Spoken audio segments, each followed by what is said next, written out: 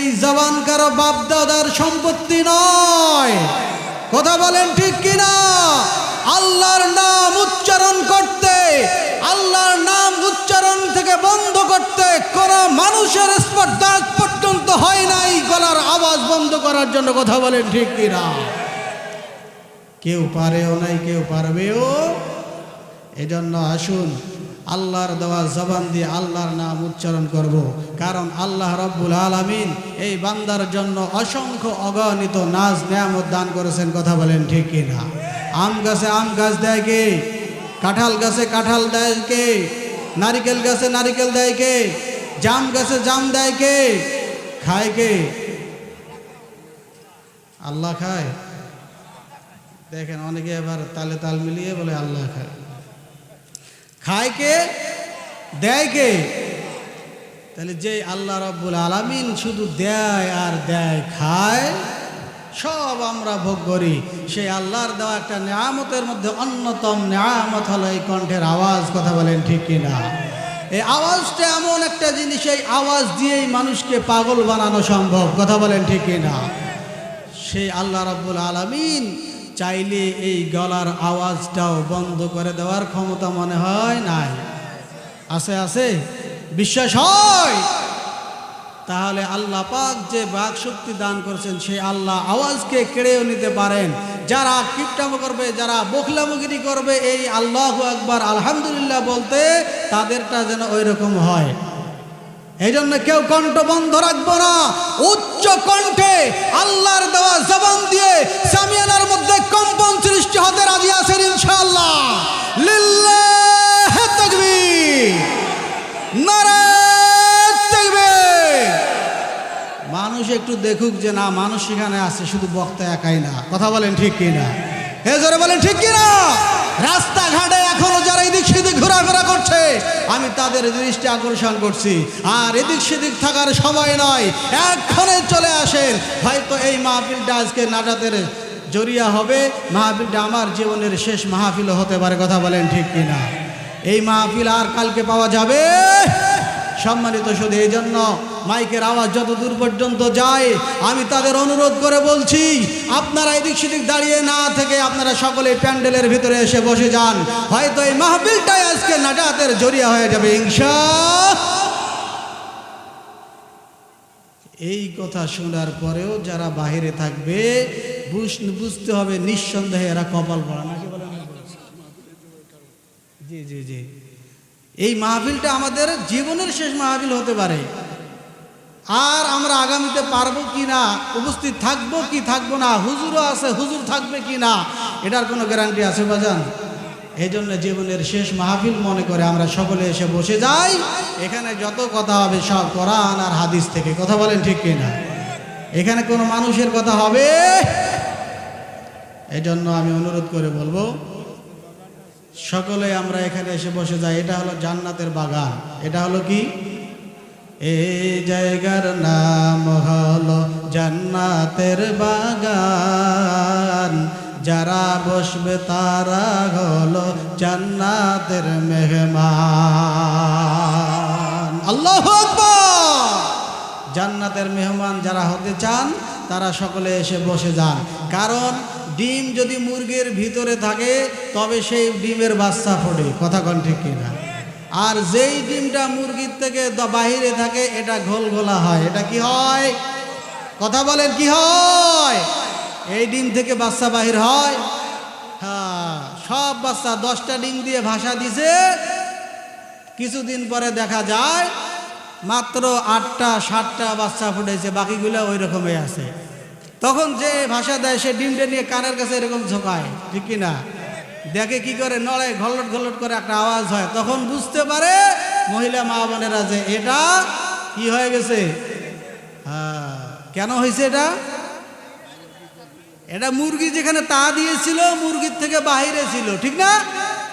তার থেকে বাহিরে থাকার কারণে সেই ডিম থেকে যেমন বাচ্চা হয় না, প্যান্ডেলের বাহির থেকে যারা ওয়াজ শুনবে তারা জান্নাতের মেহমান হতে পারে না। কথা বলেন ঠিক কিনা?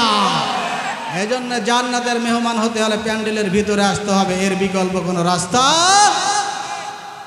এখনো যারা শোনার পরেও যারা দাঁড়িয়ে থাকবে তা আমার করার কিছু নেই, আপনারাই তার বিচার করবেন।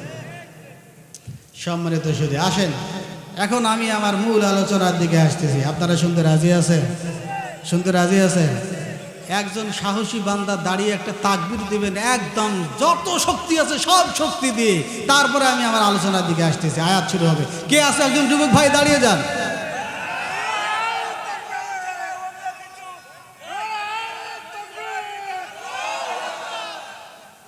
একজন একজন, হ্যাঁ একজন একজন শুরু করেন। মুরব্বী রেডি?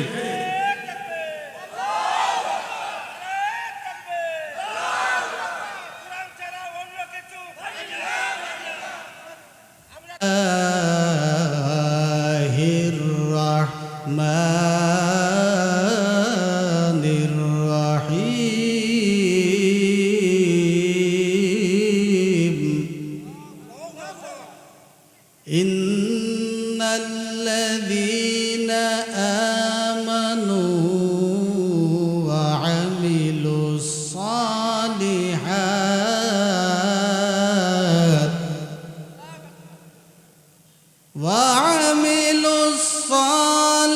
الصالحات فلهم أجر غير ممنون.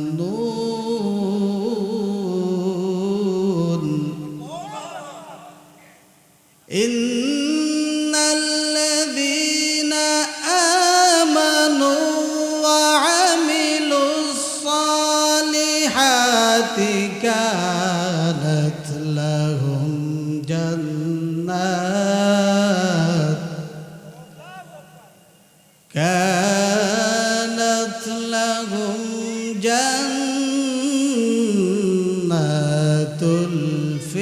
الفردوس نزلا.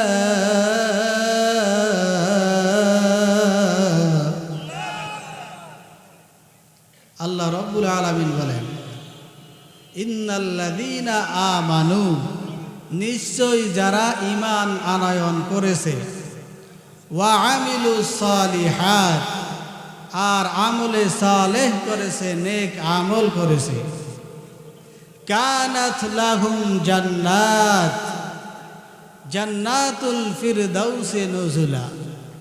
আল্লাহ রাব্বুল আলামিন বলেন তাদের জন্য রয়েছে জান্নাতুল ফিরদাউস। সুবহানাল্লাহ। তাহলে ঈমান আনয়নের পরে যারা আমলে সালেহ করেছে তাদের জন্য কি? জান্নাতুল ফিরদাউস। জান্নাতুল ফিরদাউস বুঝেছিলেন? জান্নাতুল ফিরদাউসটা এমন একটা জিনিস, জান্নাতের মধ্যে সর্বোচ্চ মাকাম যেটা, সেটার নাম হলো জান্নাতুল ফিরদাউস। বলেন সুবহানাল্লাহ। এই জান্নাতুল ফিরদাউসের দরকার আছে না নাই? সকলের আছে তো ইনশাআল্লাহ? আচ্ছা, জান্নাতুল ফিরদাউস এটা পেতে হলে দুইটি কাজ করতে হবে। কয়টি কাজ? জোরে বলেন কয়টা? আরো জোরে।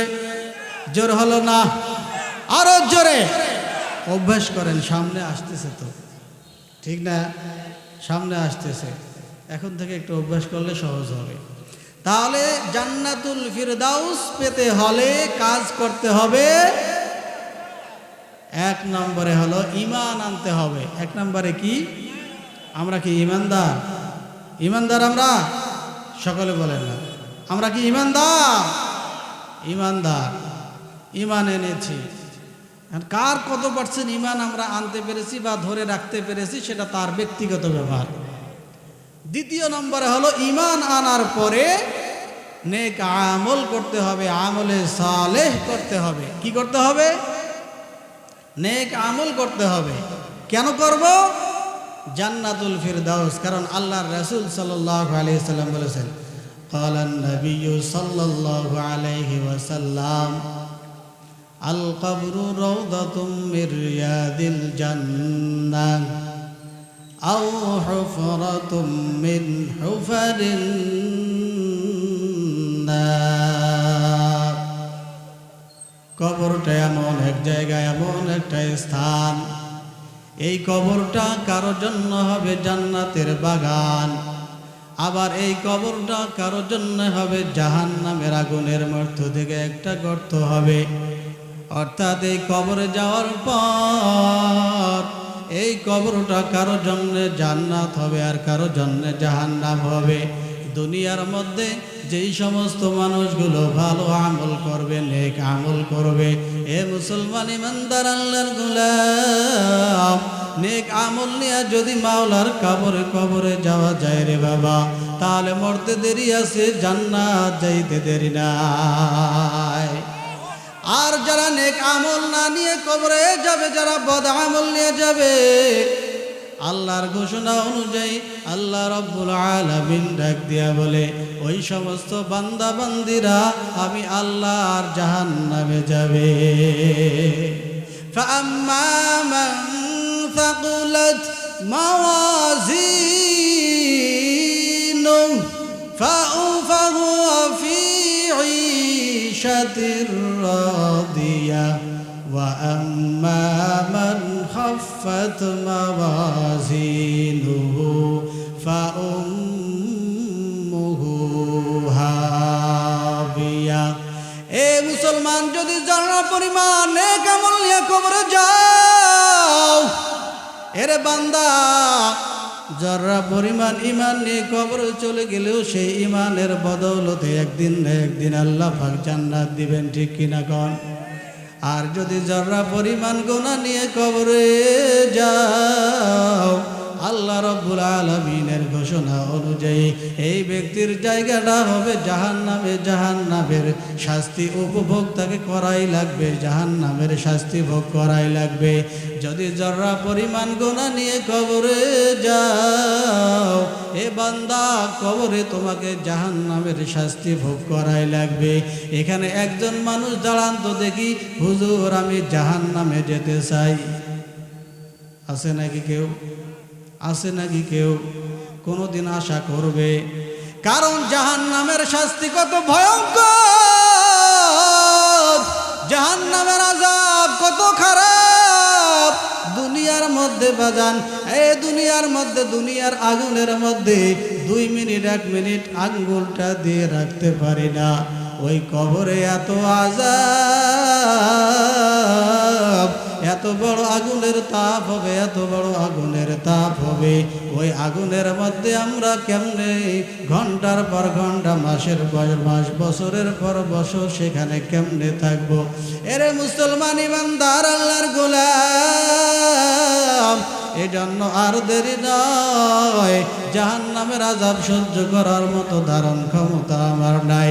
এরে মুসলমান, আয় আয় জলদি করে আসো, আমলে সালেহ করো।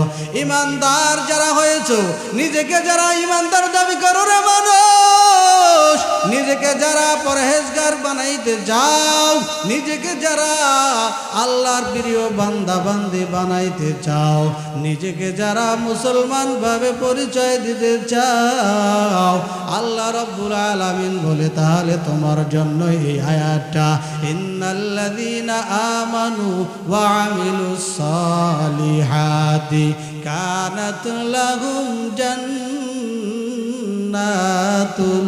ফিরদাউসি নুজুলা। আমলে সালেহ করো, নেক আমল করো, তাহলে তোমার জন্য রয়েছে আমি আল্লাহর জন্য জান্নাত। এই জান্নাতের ভাগীদার হলে নেক আমল করা লাগবে, নেক আমল করা লাগবে। আমি আপনি এই কথা শোনার পরেও কিঞ্চিত পরিমাণ ভয় অন্তরে আসে নাই, কিন্তু সাহাবায়ে কেরামের মাঝে যখন এইরকম আয়াত তেলাওয়াত করা হয়েছে, সাহাবায়ে কেরাম যখন এই আয়াতের আলোচনা শুনেছে, তারা সঙ্গে সঙ্গে তাদের হৃদয়টা কম্পন শুরু হয়ে গিয়েছে। কারণ জর্রা পরিমাণ ঈমান নিয়ে যদি কবরে যায় সে জান্নাতি, আবার জর্রা পরিমাণ যদি গুনাহ নিয়ে কবরে যায় সে জাহান্নামী। এজন্য সাহাবায়ে কেরাম বারবার গুনার কথা স্মরণ করে, গুনার কথা স্মরণ করে, কখন জানি কোন গুনাহ হয়ে যায়, অনেক সতর্কতা অবলম্বন করতেই থাকো। আর যদি কোনো নেক আমলের কথা শুনতো, পয়গম্বর যদি কোনো নেক আমলের কথা শুনাইতো, সঙ্গে সঙ্গে সেই আমল করা তারা ছাড়তো না। কথা কান ঠিক কিনা? এ মুসলমান ইমানদার আল্লাহর গোলাম, পয়গম্বরেরা যখনই শুনতো কোনো ভালো কাজ করার কথা আর দেরি করতো না, মুহূর্তের মধ্যে সেই ভালো কাজটা করার জন্য উঠে পড়ে লাগতো। এ মুসলমান, এ আবু বকর সিদ্দিক রাদিয়াল্লাহু তাআলা পয়গম্বরের একজন প্রিয় সাহাবী, খুব কাছের মানুষ, মহব্বতের মানুষ। আর একজন সাহাবার নাম হলো খলিফাতুল মুসলিমিন হযরত ওমর রাদিয়াল্লাহু তাআলা আনহু। নাম শুনছেন কি শোনেন নাই? আমিরুল মুমিনিন খলিফাতুল মুসলিমিন ওমর, তাদের ছোট্ট একটা ইতিহাস আপনাদের মাঝে বলে যাই রে বাবা। আজকে আমলের কথা শুনলে গায়ে জ্বর আসে, আমল করতে চাই না। নামাজের কথা বলতে গেলে নামাজ পড়তে চাই না। অনেকেই দোহাই দেয় এখনো বিয়ে শাদী করতে পারি নাই, এখনই কি বয়সটা হয়ে গেল তাহলেই তাতে নামাজ পড়তে হবে, এখনই কেন রোজা রাখতে হবে? তেমন তো বয়সটা হয় নাই। অনেক মানুষ বলে এখনো মেয়ে হয় নাই, ছেলে হয় নাই, এখনো জামাই হয় নাই, নামাজ পড়ে কি করব, সময় তো অনেক আছে। কথা কোন ঠিক কিনা? এমন অজুহাত দিয়ে যায় রে মুসলমান। অনেক বাবা মা আছে সন্তানকে রোজা রাখার কথা বললে তারা বলে এখন তেমন বয়স হয় নাই, রোজা রাখার দরকার নাই, আগামী বছর রাখবে। ঠিক কিনা? কিন্তু আগামী বছর তার হায়াত থাকবে কি থাকবে না কোনো গ্যারান্টি আছে? নাই, না, কোনো গ্যারান্টি নাই রে বাবা, কোনো গ্যারান্টি নাই।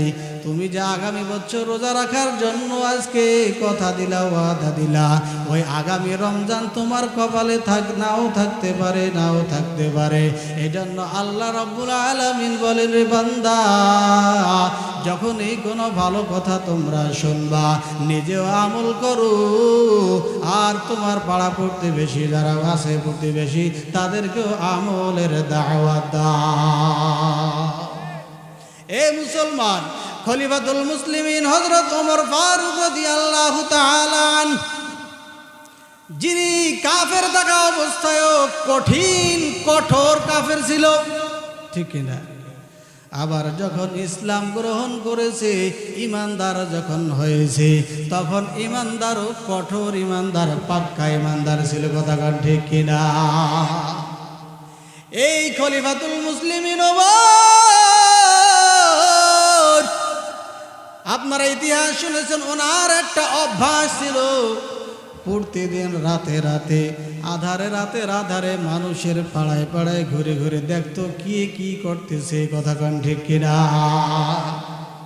ঘুরতে ঘুরতে একদিন হঠাৎ একটা ভাঙ্গা জীর্ণ শীর্ণ বাড়ির কাছে পৌঁছে গেল।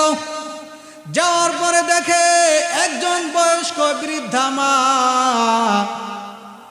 গভীর রজনীতে রাত্রি 2টা-3টার দিকে রুম থেকে বাহির হয়ে গেল। খলিফাতুল মুসলিমিন দরজার সামনে দাঁড়ায়া বুড়িমার কাণ্ড দেখতেছিল। দেখি বুড়িমা কেন কি জন্যে বাহির হয়ে যায়। এ মুসলমান ইমানদার, দিলের কান দিয়ে একটু শোনার চেষ্টা করবেন রে বাবা। ঘটনা বলা উদ্দেশ্য নয়, ঘটনা থেকে একটু শিক্ষা নিতে হবে। খলিফাতুল মুসলিমিন, এ মুসলমান 10 জন সাহাবা জান্নাতি হবে, দুনিয়াতে সার্টিফিকেট আল্লাহ পাক দিয়েছেন, ঠিক কিনা? তার মধ্য থেকে একজন এই আবু বকর আর একজন হলো ওমর, ঠিক না? এই ওমর দুনিয়ায় বেঁচে থাকাকালীন আল্লাহ রাব্বুল আলামিন জান্নাতের সার্টিফিকেট তাকে দিয়েছিলেন। জান্নাতি মেহমান তিনি হবেন এটা জানার পরেও কেমন আমল করার জন্য ব্যস্ত, এটাই বুঝাবার জন্য মূলত ঘটনাটা আপনাদের সামনে তুলে ধরি। এ মুসলমান, খলিফাতুল মুসলিমিন দরজা থেকে দাঁড়াইয়া বুড়িমার কাণ্ড দেখি বুড়িমা কেন বাহির হয়েছে, এত গভীর রাত্রিতে কনকনে শীতকে অপেক্ষা করে কেন দাঁড়িয়ে গেছে, কেন বাহির হয়ে গেল। এইবার খলিফাতুল মুসলিমিন দাঁড়িয়ে দাঁড়িয়ে কাণ্ড দেখতে আসে। বুড়িমা বাহির হওয়ার পর এ মুসলমান, বাড়ির সামনে আগের জমানায় টিউবওয়েলের ব্যবস্থা ছিল না, কুয়ার ব্যবস্থা ছিল, ঠিক কিনা? এদিকেও ছিল, কুয়া ছিল। এই কুয়ার থেকে পানি উঠাইতে হতো। এই কুয়া থেকে পানি উঠানো কতটা কষ্টকর, যারা উঠাইছে তারা বুঝে, কথা কন ঠিক কিনা? এটা ছোট্টখাটো যেমন তেমন মানুষের দ্বারাই সম্ভব নয়। এ মুসলমান, এইরকম একটা গভীর কুয়া থেকে আল্লাহর বান্দি বৃদ্ধা মা পানির বালতিটা নামাইয়ে দিয়েছে।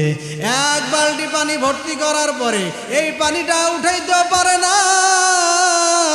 আল্লাহর বান্দি অনেক কষ্ট করে কোন রকম বাঁকা চাকা হয়ে এক বালতি পানি উঠাই আনিল কুয়া থেকে।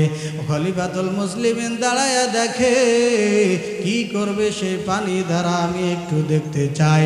এরে মুসলমান, আল্লাহর বান্দি পানি উঠার পরে এই শীতের মধ্যে কুয়ার পানি ঠান্ডা না গরম? কথা কয় না, ঠান্ডা না গরম? এই ঠান্ডা পানি এতই ঠান্ডা,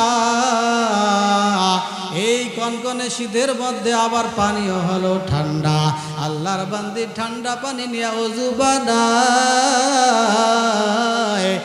আর খলিফাতুল মুসলিমিন তাকিয়ে দেখতেছে।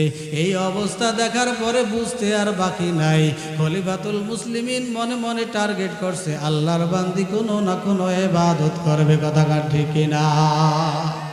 এ মুসলমান ইমানদার, খলিফাতুল মুসলিমিন অবস্থা দেখার পর আবারও দাঁড়িয়ে আছে, দেখি না কি বলে। আল্লাহর বান্দি ওযু বানায়া ঘরের ভিতরে ঢুইকা যায়, নামাজটা বিছাইয়া দিয়া 2 রাকাত তাহাজ্জুদের নামাজ আদায় করিয়া এ বান্দা 2 হাত দুখানা আল্লাহর দিকে উঠাইয়া, আসমানের দিকে উঠাইয়া 2 রাকাত নামাজ পড়ার পরে রাত্রি 2টার সময় 2 হাত আসমানের দিকে উঠাইয়া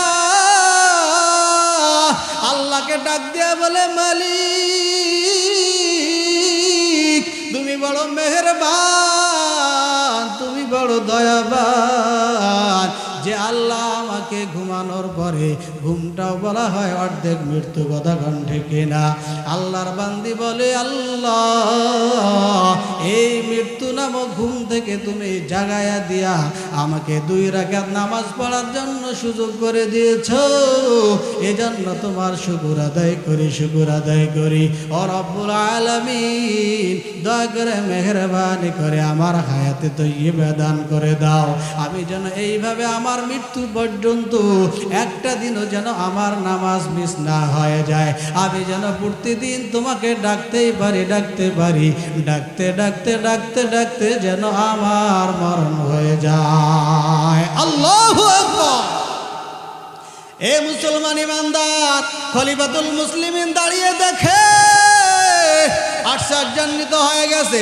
এত বয়স্ক একজন বৃদ্ধা মহিলা, যে নাকি নিজের শরীর নিয়ে হাঁটতে পারে না, লাঠিতে ভর দিয়ে চলতে হয়, এমন একজন বৃদ্ধা মা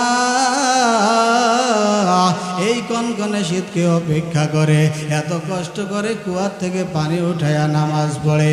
আজকে যদি এই বান্দির জন্য কেউ একটু পানি ভরাইয়া রাখতো, তাহলে আল্লাহর বান্দি উঠে ওযুটা করতে সহজ হয়ে যেত। কথা ঠিক কিনা? খলিফাতুল মুসলিমিন ওমর বাসায় চলে গেছে, বাসায় আর মনে মনে সিদ্ধান্ত নিয়েছে, আল্লাহর বান্দির বড় কষ্ট হয়, আমি আগামীকালকে থেকে ওই পানির মস্কটা ভরাইয়া রাখবো। সুবহানাল্লাহ। কে বলতেছে? জোরে বলেন কে? শুধু ওমর নয়, খলিফাতুল মুসলিমিন, প্রেসিডেন্ট। জোরে বলেন কি? আর আজকে আমাদের দেশের প্রেসিডেন্ট, এইগুলি দেখা তো দূরের কথা, এরাও ঘরে, তবে ওই খেদমত করার জন্য নয়। কথা কান ঠিক কিনা? পাইলে আরো কারো ক্ষতি করে, এমন নেতা আছে না নাই? হ্যাঁ, চেয়ারম্যানেরাও গ্রামে ঘোরাঘুরি করে, কিন্তু এরা এদের নিজের লাভের জন্য ঘোরাঘুরি করে, মানুষের, জনগণের লাভের জন্য নয়। কথা বলেন ঠিক কিনা? 2-1 থাকতেও পারে আপনাদের এলাকার ইউনিয়নের চেয়ারম্যান মেম্বার যারা আছে, তারা ভালো, মাশাআল্লাহ। সম্মানিত বন্ধুগণ, খলিফাতুল মুসলিমিন মস্কে পানি ভর্তি করে রাখবে, এটা প্রতিজ্ঞা করেছে। সেই নিয়তে পরের দিন রাত্রিতে আবার রাত্রি ৩টার সময় আল্লাহর বান্দির বাসায় হাজির হয়ে গেছে। দেখে বুড়িমা ঘুম থেকে এখনো ওঠে নাই বটে। পানির মস্কো যেটা ছিল, পানির মস্কোটা পানি দিয়ে ভর্তি হয়ে গেছে, পানি ভর্তি। আশ্চর্য হয়ে গেল। কালকে দেখলাম বুড়িমা কুয়ার থেকে পানি উঠাইলো নিজে, আজকে আবার আমি আসতে চাইলাম তো আজকে মস্কো ভর্তি হয়ে গেল, ব্যাপার কি? মনে মনে ভাবলো, মনে হয় আমার আগে কেউ এখানে আসছিল, সেই ভরে দিয়ে গেছে। সেদিন আর হলো না, চলে গেল বাসায়। পরের দিন নিয়াত করলো, দেখি আজকে রাত্রি 2টার দিকে যাব। 2টার দিকে গেলে ওই ব্যক্তি যে ভর্তি করে দিয়েছিল সে আর আজকে পাবে না। আমি 1 ঘন্টা আগে গেলে অবশ্যই মস্কে পানি ভরাইয়া দিতে পারবো। এই চিন্তা করার পর এই বান্দা কিতাবের মধ্যে লেখে, খলিফাতুল মুসলিমিন রাত্রি 2টার সময় রওনা হয়ে গেছে বুড়িমার বাড়িতে যাওয়ার পর। এই দিনও দেখে বুড়িমা উঠে নাই বটে, কিন্তু ওই পানির মস্কোটা পানি দিয়ে ভরপুর। দ্বিতীয় দিন গেল, তৃতীয় দিনে আবার চিন্তা করলো, মনে হয় যিনি আসছিল তিনি 2টার আগেই আসছিল, আমি আগামীকালকে 1টার সময় আসবো। আল্লাহু আকবার। এ মুসলমান, আল্লাহর বান্দা খলিফাতুল মুসলিমিন পরের দিনে রাত্রি বেলায় 1টার দিকে বুড়িমার বাড়িতে আসছে। এসে দেখে বুড়িমা উঠে নাই বটে, পানির মস্কো পানি দিয়ে ভরপুর। খলিফাতুল মুসলিমিনের যে দুটি গেছে সর্বনাশ। এতদিন দেখলাম বুড়িমা নিজেই পানি উঠে ওযু করে, আর আজ যেমনি আমি উঠাইতে চাইছি, পানি ভরাইতে চাইছি, তো প্রতিদিনই ভরা দেখি আর পানি ভরা মনে হয়। আমি আগে দেখতে চাই এই কাজটা করে কে, এই কাজটা করলো কে, এটাকে আগে আজকে চোর ধরতে চাই। আমি দেখি কে করে, আমার আগে এত আগে আগে আসে কোন বান্দা সেটা দেখি। আল্লাহু আকবার। পরের দিন আসছে এশার সময়, এশার নামাজ পড়ে আর তিনি ঘুমান নাই। এইবার বুড়িমার বাসায় এক জায়গায় এসে একটা আড়ালে ওয়ালের আড়ালে বসে বসে দেখতেছে, আজকে আর ঘুমাবো না, আজকে দাঁড়িয়ে দাঁড়িয়ে দেখব কোন লোকটা এই কাজটা করে। এই লোকটাকে আগে ধরতে হবে, দেখতে হবে কে এত বড় জনগণের খেদমত করার জন্য আসে, আমাকে দেখতে হবে। এ বন্ধুগণ, কিতাবের মধ্যে লেখে ওই দিন দেখায় প্রায় 1টা বাজার 5 মিনিট আগে একজন কালো বোরকা পরিহিত মানুষ আসছে। আসার পরে কুয়া থেকে পানি উঠাইয়া ওই মস্কের মধ্যে পানি ঢালে, আবার কুয়া থেকে পানি উঠায় আর মস্কের মধ্যে ঢালতে ঢালতে এক পর্যায়ে মস্কোতে পানি ভরপুর করে দেয়। দেওয়ার পরে পানি সুন্দরভাবে রাইখা এইবার চলছে আবু বকর, হযরত খলিফাতুল মুসলিমিন ওমর অমনি আড়াল থেকে বাহির হয়ে দৌড় দিয়ে গেছে ওই কালো বোরকা পরিহিত লোকটার কাছে গিয়া তাকে ধরে ধরে বলতেছে, এ ভাই তুমি কে, তোমারে আমি দেখতে চাই, কে তুমি, এত রাত্রিতে তুমি এখানে আসো, সর্বপ্রথম তোমার মুখটা আগে খোলো, তোমাকে আমি দেখতে চাই। মুখ খুলতে রাজি না, এত জড়াজড়ি করে কিন্তু মুখ খুলতে রাজি না। ওমর ডাক দিয়ে বলে, না, আমি ওমর থাকতে তুমি এইভাবে গোপন অবস্থায় যাইতে পারবা না। অবশ্যই আমি তোমাকে দেখতে চাই, কোন ব্যক্তিটা তুমি, কোন এত ভালো মানুষ তুমি। আমার এলাকায় এত ভালো মানুষ আছে আর আমি জানি না, এটা হতে পারে না। এই কথা বলার পর কিতাবের মধ্যে লেখে ওমর ফারুক রাদিয়াল্লাহু তাআলা ওই বেচারার বোরকার মুখটা ধরে একটা টান দিয়েছে। টান দেওয়ার পরে দেখে এটা অপরিচিত কোনো মুখ না, এটা এমন পরিচিত মুখ যার নামটাও বলা লাগে নাই, দেখা মাত্র চিনে ফেলেছে। আল্লাহু আকবার। কিতাবের মধ্যে লেখে ওমর মুখটা দেখে হতভম্ব হয়ে গেছে, হতভম্ব হয়ে গেছে। ওমর মনে মনে চিন্তা করে, এই ভালো কাজগুলো মনে হয় আমি একাই করে রাত্রিবেলায় ঘুরে ঘুরে, কিন্তু আজকে দেখলাম না না, আমি ছাড়াও আরো মানুষ আছে মানুষের উপকার করার জন্যে। আর কেউ না, এই লোকটা বোরকা পরিহিত লোকটা অন্য কেউ নয়, এই লোকটা হলো এ মুসলমান আমাদের পয়গম্বরের খুব কাছের ওই মানুষটি, প্রিয় মানুষটি, যার মেজাজ ছিল নরম, যার দিলটা ছিল বড় নরম, তেনার নাম হলো হযরতে আবু বকর সিদ্দিক। আল্লাহু আকবার! আরো জোরে বলেন আল্লাহু আকবার! আরো জোরে আওয়াজ দিয়ে বলেন আল্লাহু আকবার! এ মুসলমান, এই জন্য আবু বকরের মতো লোককে দেখার পরে খলিফাতুল মুসলিমিন হতভম্ব হয়ে গেছে। কেন হতভম্ব হয়ে গেছে? পয়গম্বর একদিন বিছানায় শুইয়া তেনার বিবি আয়েশা রাদিয়াল্লাহু তাআলা আনহা, স্বামী স্ত্রী শোয়ার পরে একটু মজার কথাবার্তা হয়, ঠিক কিনা? কথা কন না? অনেকেই কথা বলতেছে না, কারণ ওদের হয় না যে, এই জন্য কথা বলতেছে না। কথা কন ঠিক কিনা? এই যে মুরব্বী গেছে, এরা আলাদা চকিতে ঘুমায়। কথা কিন্তু ঠিক, কথা বলেন ঠিক কিনা? কারণ বর্তমান সমাজে সবচেয়ে বেশি যে সমস্যা, স্বামী আর স্ত্রীর মাঝে, কথা বলেন ঠিক কিনা? যত রকমের দ্বন্দ্ব সন্দেহ সব স্বামী স্ত্রীর মাঝে।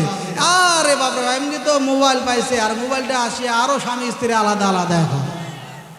কারণ স্বামীর সঙ্গে একসঙ্গে ঘুমাইলে ফেসবুকে বন্ধুর সঙ্গে চ্যাটিং করা হয় না, কথা কন ঠিক কিনা?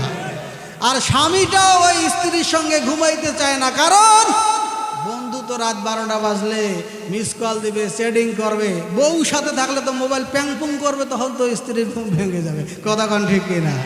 এজন্য দুইজন আলাদা আলাদা ঘুমায়। আর যদিও দুই একজন একসঙ্গে ঘুমায়, তাহলে একজনের চোখ হলো মাশরিকে, আর একজনের চোখ হলো মাগরিবে, কথা কন ঠিক কিনা? জোরে বলেন ঠিক কিনা? এই রোগ এখানেও আছে, আছে এইদিকে। সর্বনাশ! এরকম যদি থাকে, ওইদিকে তো আসলে একটু ওয়াজ করা দরকার, কিন্তু আমার সাবজেক্টটা আসলে ওই দিকের না, এই জন্য বলতে চাচ্ছি না ওই দিকে।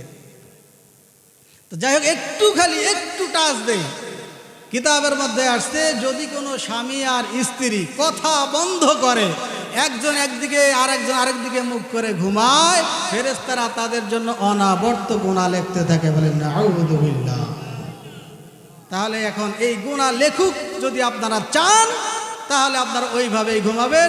স্বামীকে এক খাটে দিবেন, আপনি আর এক খাটে ঘুমাবেন, আমার তাতে তেল পড়া যায় কবে, ঠিক কিনা কন?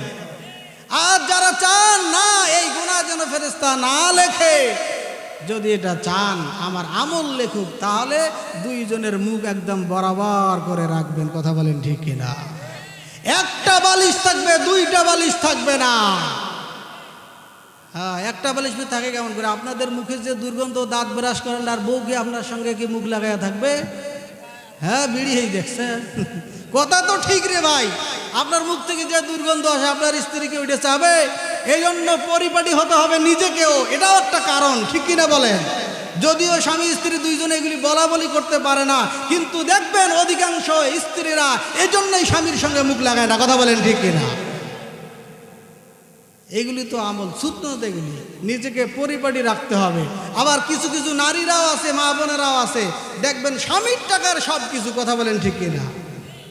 স্বর্ণ কিনেছে স্বামীর টাকার, শাড়ি একটা 20,000, 22,000, 25,000 টাকা দামের কিনেছে, টাকাটা দিয়েছেন কে? স্বামী দিয়েছে। 3 পিস 4 পিস যত রকমের পিস আছে সবগুলো কিনেছে স্বামীর টাকায়।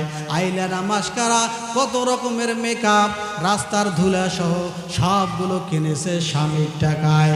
কিন্তু বাজান এগুলো কিনে নিয়ে আসার পর এগুলোর সাজসজ্জা, সৌন্দর্য সব দেখে হলো অন্য মানুষ, কথা কোন ঠিক কিনা? স্বামী কয়, আহারে এত পরিশ্রমের টাকা নিয়ে আসিয়া তোমারে দিলাম, সেই সৌন্দর্য তো দেখবো আমি, তার হকদার তো হইলাম আমি। আমাকে না দেখাইয়া তুমি তোমার দেখাও খালাতো ভাইকে, দেখাও তোমার ভাসুরকে, দেখাও তোমার ননদকে। কথা বলেন ঠিক কিনা? হয়, অনেক মহিলা আছে। নন্দিয়া আজকে আসছে মাহফিলকে উসিলা করে, মাহফিল শোনার জন্য আসছে। হ্যাঁ, দাওয়াত দিয়ে রাখছে, নন্দিয়া আসো আমাদের গ্রামে আজকে মাহফিল আছে, ওয়াজও শোনা হবে, গরম জিলাপিও খাওয়া হবে। কথা বলেন ঠিক কিনা? বাড়িতে আসছে, আসার পর মিষ্টি মিষ্টি কথা বলার পরে কছে, নন্দিয়া মাহফিল তো যাওছেন, মাহফিল তো যাইতেছেন, নন্দিয়া নিয়ে আসেন আমার জন্য বুন্দিয়া। কথা কন ঠিক কিনা?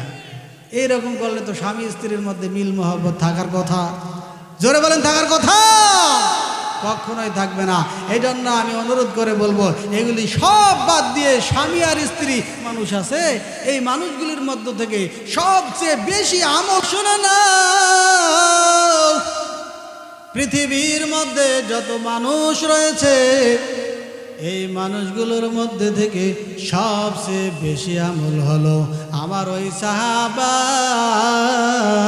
খলিফাতুল মুসলিমিন আমিরুল মুমিনিন হযরত ওমর ফারুক রাদিয়াল্লাহু তাআলা আনহু।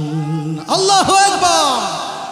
এ বাজান, কোন ওমর যে ওমর গভীর রাত্রিতে ওই গরিব একজন মার অজুর পানি তুলে যাওয়ার জন্য একদিন নয়, 2 দিন নয়, 3টা দিন অপেক্ষমান ছিল। কথা বলেন ঠিক কিনা? আয়েশা সিদ্দিকা এই কথা শোনার পরে মনটা একটু বেজার হয়ে গেল।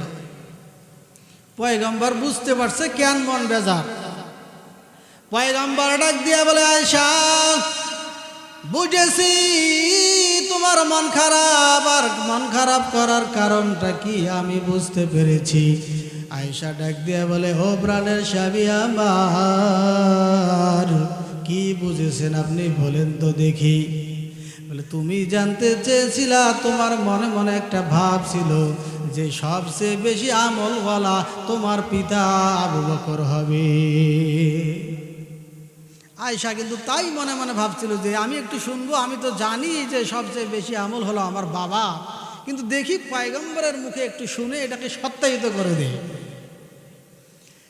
যেহেতু পয়গম্বর বললেন না, পয়গম্বর বললেন ওমর ফারুকের সবচেয়ে বেশি আমল, এজন্য আয়েশা সিদ্দিকা রাদিয়াল্লাহু তাআলা আনহার মনটা একদম ভেঙে গেল। আহারে, না না, নবীজির মুখ থেকে এটা আমি শুনতে পারলাম না, আমার বাবার কথা। এইবার মুখ বন্ধ করে বসে আছে।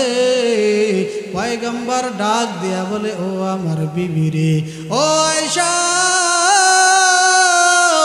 শুনে রাখো, শুনে রাখো, পৃথিবীতে যত মানুষ আছে সমস্ত মানুষের আমলগুলি যদি এক পাল্লায় রাখা হয়, আর ওই ওমরের আমল যদি অপর পাল্লায় রাখা হয়, সেই ওমরের আমলের ওজনটাই বেশি হয়ে যাবে।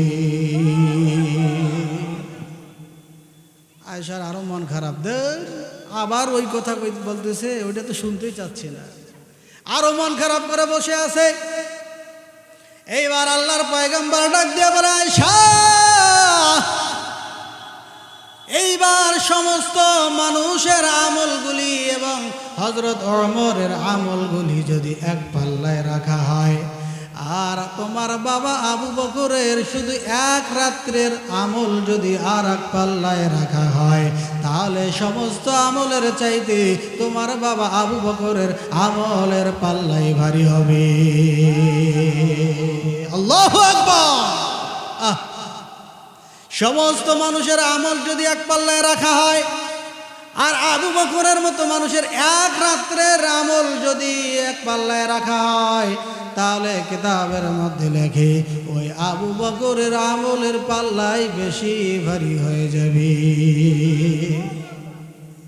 এই আবু বকর আর ওমর 2 জন ব্যক্তি। কিতাবে আসছে আবু বকর ছিল কাপড় ব্যবসায়ী। কি ব্যবসায়ী? কাপড় ব্যবসায়ী।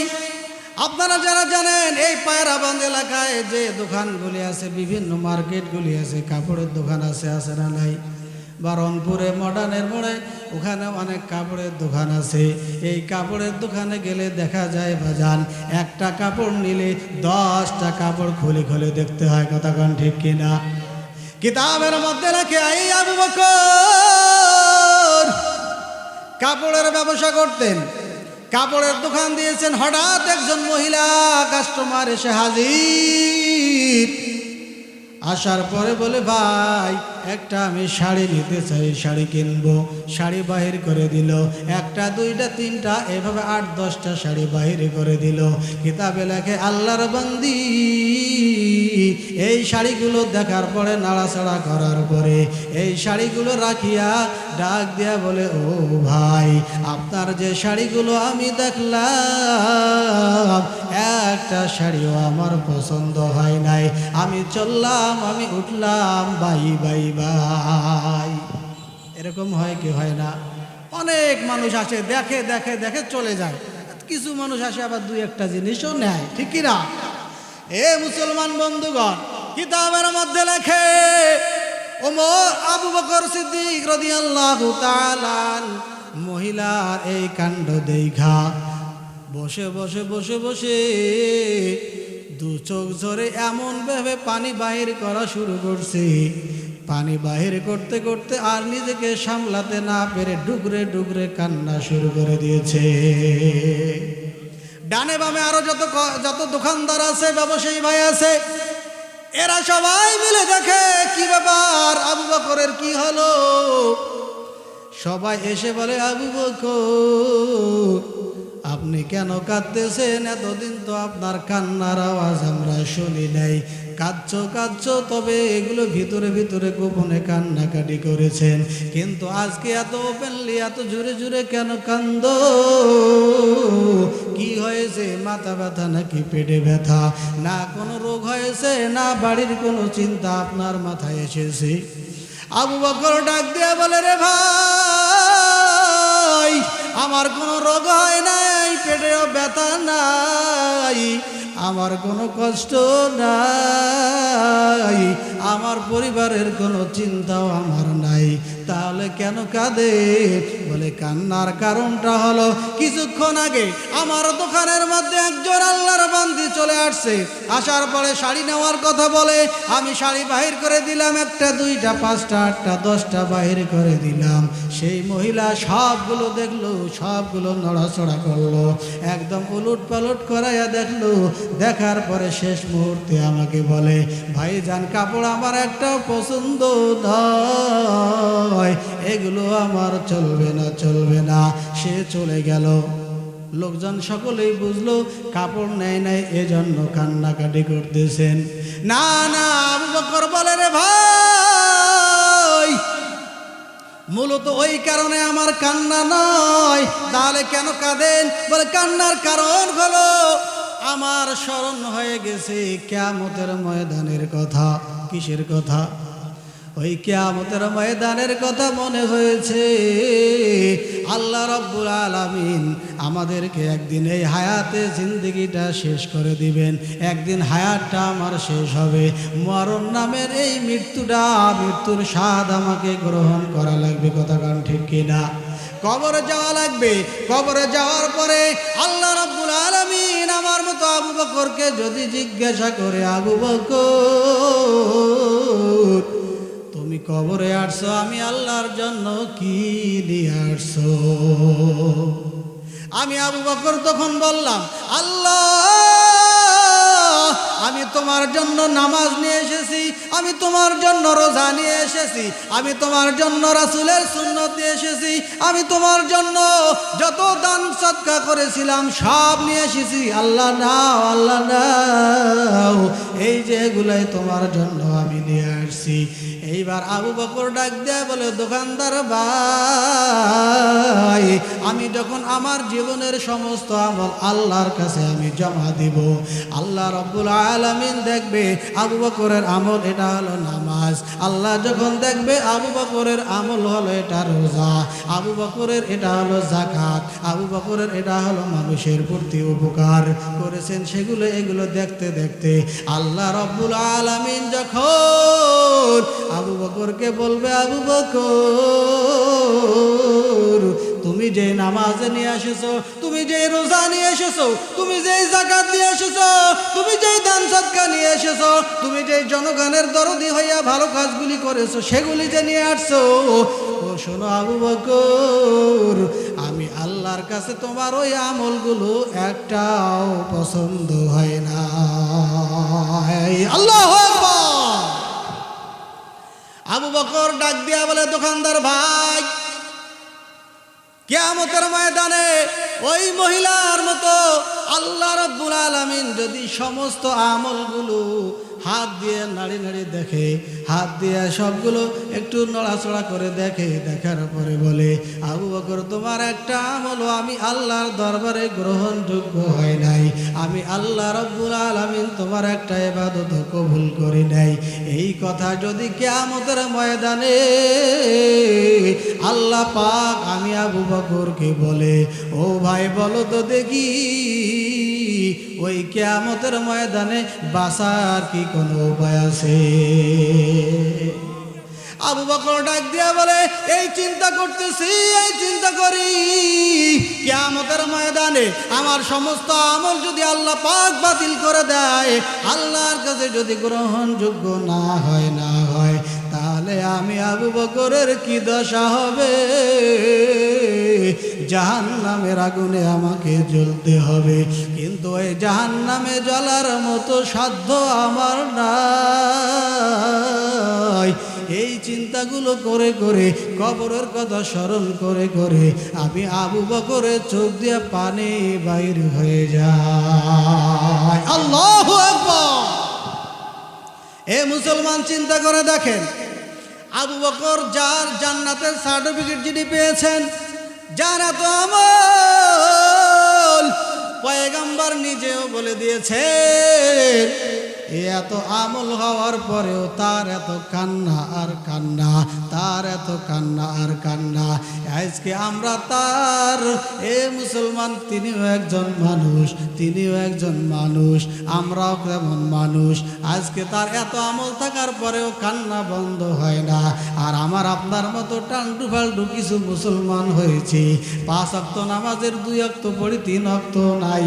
অনেক মানুষ আছে সপ্তাহে শুধু শুক্রবারের নামাজটা পড়ে, অনেক মানুষ আছে শুক্রবারের নামাজও পড়ে না। এ মুসলমান, শুধুমাত্র বৎসরে 2টা ঈদের নামাজ পড়ে, আছে না নাই? এরকম হাজারো মুসলমান রয়েছে, যেই মুসলমান নিজেকে মুসলমানই পরিচয় দেয়, আবার নামাজ পড়ে না। এ মুসলমান, এরা আবার কি করে? বৎসরে 2টা ঈদের নামাজ পড়ে। আবার এমন কপাল পড়া হতভাগা মুসলমান আছে, যারা ওই 2 ঈদের নামাজও পড়তে যায় না। ঈদের মাঠে যায় ঠিকই, ওই ঈদের মাঠে বিভিন্ন দোকান বসে, এই দোকানগুলোর মধ্যে বিভিন্ন জুয়া, তাসের আড্ডা, মদের আড্ডায় লিপ্ত হয়। কথা বলেন ঠিক কিনা? এ মুসলমান, এই কপাল পড়া আরো কিছু আছে, যারা ঈদের নামাজের ধারে না। এরা কি করে? বিভিন্ন সময় তার আত্মীয় স্বজনদের মধ্যে কেউ মারা গেলে জানাজার নামাজে গিয়ে হাজির হয়। কথা কোন ঠিক কিনা?